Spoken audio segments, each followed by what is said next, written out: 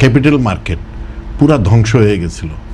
এই জায়গায় কিন্তু একদম আস্থা নেই, এখনো নেই, অফকোর্স নেই। আপনি প্রত্যেক দিন আমরা ক্যাপিটাল মার্কেটে আমরা যখন আপনি সূচক দেখবেন মানুষ হতাশ সেখানে।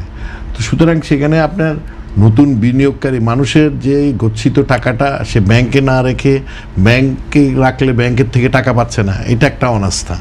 তারপরে আপনার ব্যাংকে যারা ভালো আছে তাদের ইন্টারেস্ট রেট কম, সুতরাং সেখান থেকে তার পোষাচ্ছে না। এখানে তো আমি মনে করি দিস ইজ দ্য অপরচুনিটি এখন যে এই ক্যাপিটাল মার্কেটটাকে একদম শক্ত হাতে সরকার ধরা।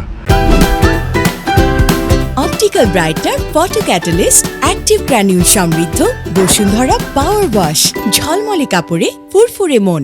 সেখানে এমনভাবে আমি মনে করি সেই জায়গাটা সাজানো উচিত এবং সেই জায়গায় ফোকাস করা উচিত এবং মানুষকে এটা অ্যাওয়ারনেস দেখানো উচিত যে হ্যাঁ আমরা এখানে আছি, এটার তখন মানুষের আস্থাটা সেখানে আসবে। তাহলে আমি মনে করি বিরাট একটা ফান্ড সেখানে কিন্তু আমাদের এসে যাবে, তাহলে আরও নতুন নতুন ইয়েগুলো। আর একটা হলো যে সরকার ব্যাংকের মাধ্যমে যেই স্মল যেই এন্টারপ্রেনার্স আছে, স্মল অ্যান্ড মিডিয়াম, আমি মনে করি এদেরকে নার্সার করা উচিত।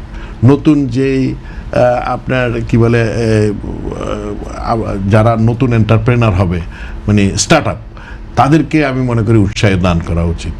এই ধরনের আপনি মনে করেন যে ছোটো ছোটো মনে করেন 500 কোটি 1000 কোটি এরকম বা এরকম একটা ফান্ড সেগমেন্ট করে রাখা উচিত যে হ্যাঁ স্টার্ট আপদের জন্য।